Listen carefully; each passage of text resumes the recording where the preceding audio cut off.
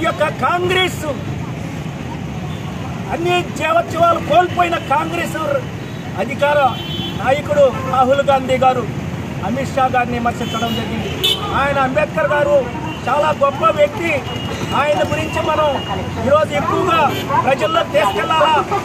ఆయన భారత రాజ్యాంగంలో ఏదైతే చెప్పాడో దాన్ని జనంలోకి తీసుకెళ్లాలా.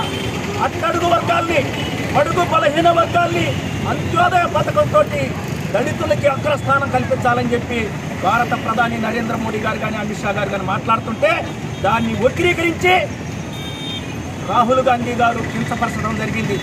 అంబేద్కర్ గురించి రాజకీయం చేస్తున్నాడు. ఇంకేమి దొరకలేదా నీకు?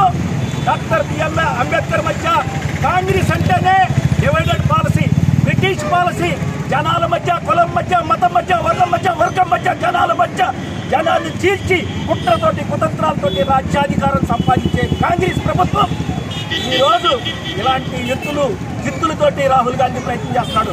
అయ్యా రాహుల్ గాంధీ గారు, నీకు వయసు పెరిగింది, నీకు బుద్ధి పెరగలేదు. భారత ప్రధాని నరేంద్ర మోడీ గారు అంచెలంచెలుగా అభివృద్ధి సంక్షేమ పథకాలని ప్రజల్లోకి తీసుకెళ్తా ఉంటే నువ్వు అభివృద్ధిని గుర్తుపరిచారు. మీరు గత 50 సంవత్సరాలు రాజ్యాధికారం చేస్తే ఎక్కడన్నా అభివృద్ధి చూశారయ్యా? ఈరోజు అభివృద్ధి అంటే ఏందో చూపిస్తూ ముందుకు పోతున్నాం. అలాంటి వ్యక్తిని విమర్శిస్తావా? మమ్మల్ని దళితుల మధ్య చిచ్చు పెడతావా? కులాల మధ్య చిచ్చు పెడతావా? మతాల మధ్య చిచ్చు పెడతావా అని చెప్పి ఈరోజు భారతీయ జనతా పార్టీ నిలదీస్తూ ఉంది.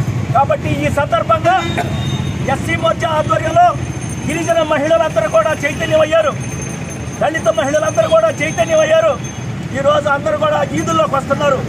దళితులు ఎవరైతే ఉన్నారో వాళ్ళకి ప్రథమ స్థానం కల్పించిన భారతీయ జనతా పార్టీ కించపరిచేయడానికి కొంతమంది నాస్తికవాదులు, కొంతమంది కాంగ్రెస్ కాలం చెల్లిన కాంగ్రెస్ ఇవాళ కాంగ్రెస్ మళ్ళా అధికారంలోకి రావడానికి కుయుక్తులతో వస్తున్నావు.